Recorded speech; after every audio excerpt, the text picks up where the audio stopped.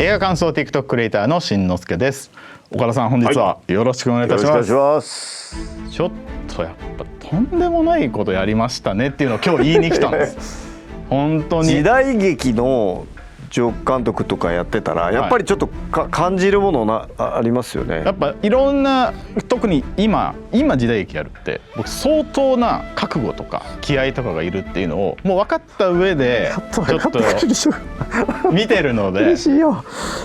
いやでもつなげなきゃいけないじゃん。はい、そうなんです。そのスタッフたちって宝だから、はい、でしかもスタッフが僕と同い年チームがメインになって、で岡田さんがちゃんと真ん中に行ってもらってみんなが一緒に作るっていう作品をネットフリックスでバキバキにやるのはちょっと意味がありすぎるというか。で今日はたくさん取材されてるとお聞きしたんですけど、もう僕が来たからには僕しか多分聞けないだろう、僕と盛り上がる話はこれだっていうので、なんと戦神に登場する武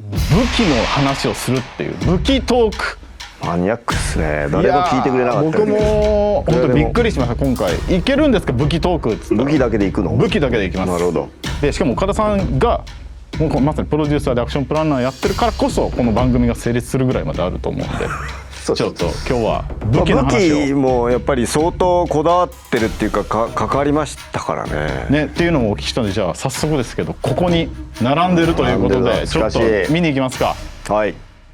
これ戦神の主要キャラクターたちの武器ですよね。これとかは武骨っていう武器で持ってみてこれ。ちょっとこれちょっとちょっと危な。ちょっとお母さん言ってよ。重いって。マジ重くない？いやめっちゃ軽く持つから今びっくりしました。これをめっちゃ重いんですよ。ちょっとでも当たればこう全部持っていけるようなエネルギーと、武骨って台風の目っていうのを意識してたんですよね。アクションの。はい、だからファーストのオープニングとかでもこうガーってトップで見たりとか、6話とかでも祭りでうわーっつって暴風みたいに回していくっていうのがイメージしたカットを撮ってもらってるんですけど、そういうのもあるからその中心になれるような大きな武器で台風を回すように動きをテーマに作って。いやでもすごいですよ、圧が半端ないの。ちょっとじゃあせっかくの次岡田さんちょっとやっぱり修二郎いきますか。修二郎は割とオーソドックスな、武器で唾の部分も割と地味めに使っていて、割と華美ではないこの時代の実用向きだった人っていうのの性格も合わせてちょっとこしらえとかも作ってもらっています。で達人たちのっていわゆるこことここだけ薄れていくんですよ。ここ持たないで、だからこことここだけ削ってくれみたいなことを無茶をこことここだけちょっと色あせたいとか、ちょっと一緒になってきてますけど、初めの頃は割とこことここだけ色味をこう持ち手がもう普通にこことここ持ったりするんで、こことここだけやっぱり薄くなるんですよね、本来は。ここだけ濃いっていうのが、母さんせっかくのちょっとカメラの抜きから。そうですね。なんかこう普通だと右手だけで抜いちゃうんですけど、こうやっぱり武道とかもちょっとちらっと入れるので両手でこうやって抜いていくっていうのをすごく大事に抜いたりとかもして、なんか時代劇見るポイントでできてる役者さんってこう両方いわゆるこう両方で閉じていってセンターで終わるっていうのがあるんですけど、これよくこう習ってない人だとこうやって終わらせちゃうっていうのがあるんで、それが時代劇見る時のポイントでぜひいやちゃんとやられてる方はこう真ん中で終えて、そういうところが意外とちゃんとなんかしてないと時代劇のファンの方たちはあれ分かってないんやっていうのがね、やっぱりスタッフもあるから。いや難しいけどこれやっぱ所作ってめちゃくちゃ出ますよね。なのでそういう心もちゃんと映せるっていうのは大事だなと思っています。次ちょっと、このラインナップではじゃあちょっとこの2つはやっぱりちょっとねまた一味違った話になると思う。そうですね。カムイコ茶は何個か弓を持ってるんですよ。実は小さい弓も持っていて大きい弓も持っていて、今弓は CG なんですよ。やっぱり弓の軌道は CG なんですけど、これも僕がなんか知ってる日本映画では弓がちゃんと飛んでんのって宮崎駿監督の「もののけ姫」だけなんですよ。その弓が踊ってるっていうか、その魚のようにジャーって飛んでいく。だ今回それが大事だからっていうのを CG チームに言うわけですよね。揺らぎの部分とあと弓主観ですよね。そうだからそういうのをしなりながらこう飛んでいくっていうのをとか、だ今回細かいディティールまで詰めて全部作っていくっていうのもあります。その時代交渉のものと比較しながらここは何でできてんのかとかっていうのもスタッフが調べてくれてとか、竹で作ろうとか木で作ろうとかっていうことも調べて嘘がないようになるだけ作っていくっていうのをやってました。スピード感の違うものを強弱を同じように打ってるようでもスピード感を変えれる男っていう設定なので、タイミングとか相手のこう周りで同じスピードで来るかと思ったら遅いみたいなってことができるってことをどう表現するかっていうので弓を何個か持っているっていうテーマでやってます。染谷さんもこんな弓似合うんかっていうちょっとびっくりしました僕。憎いよね。いやそうなんですよ。染谷憎いんですよ。彼はねやっぱうまいっていうか。もちろんクールだしかっこいいなんか憧れの武器の一つだなっていう感じがあるんですけど、染谷さんが背負うとなんかクールとかっていうよりもナチュラルなんですよ。もうずっと背負ってたんじゃないかみたいなぐらいこうスッて出てくるじゃないですか、最初とかも。やっぱなんかものにしていくっていうかアクションの面でもすごい早いですよね。はい。ありがとうございます。じゃあ次はこれですかね。はい、強靭の武器だと思います。この他にも、たくさん棒の手裏剣とか、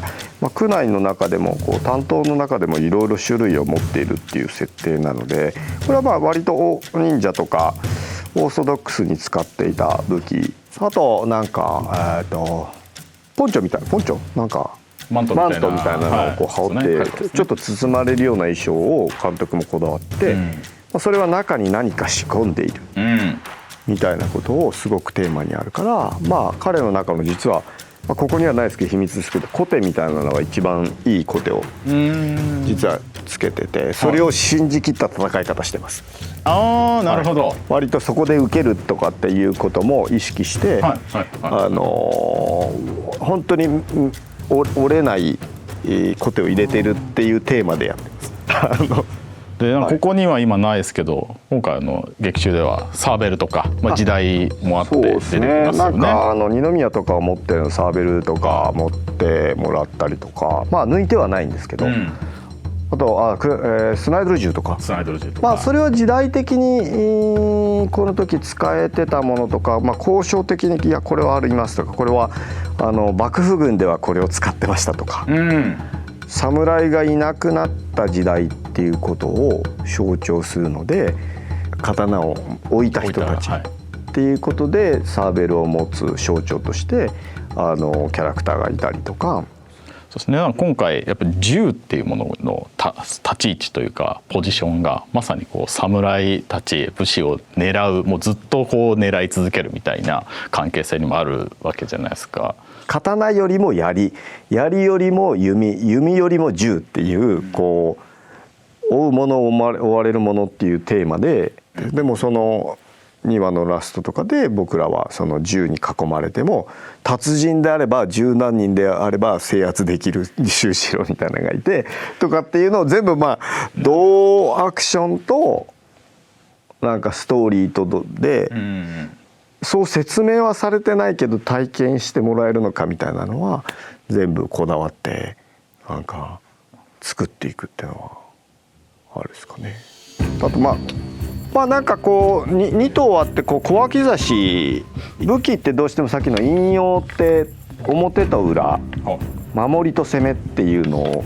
刀っていうのは一つに閉じ込めるんですよね。それが日本の面白いとこで、イロハはそれだけでは体格も含めて大きな大人に勝てないということで、これを2頭に分けて引用っていうものをちょっと織りなせるようにするっていうので、ちょっとだから日本的っていうのもこう縦の動きとかもしながらも、要は表が飛んできたら裏が飛んでくるとか、表が飛んできたら裏が飛んでくるみたいなことをこう持てるような練習をとか縦を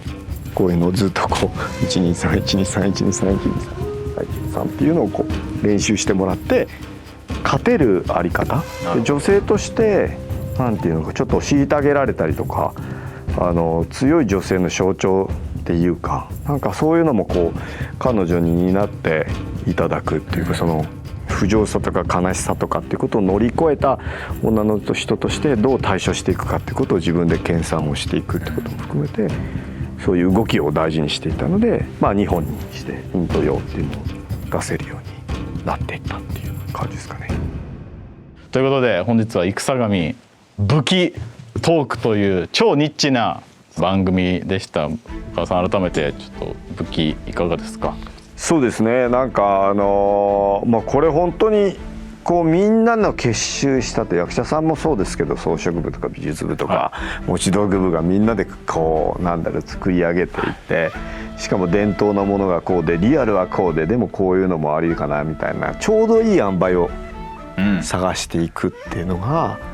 まあ、映画の醍醐味です。映画っていうか映像の醍醐味であり面白いとこでもあり大変なとこでもあるっていうのをこれをなんかピックアップしてもらえるのは相当嬉しいですね。みんな喜びますスタッフがありがとうございます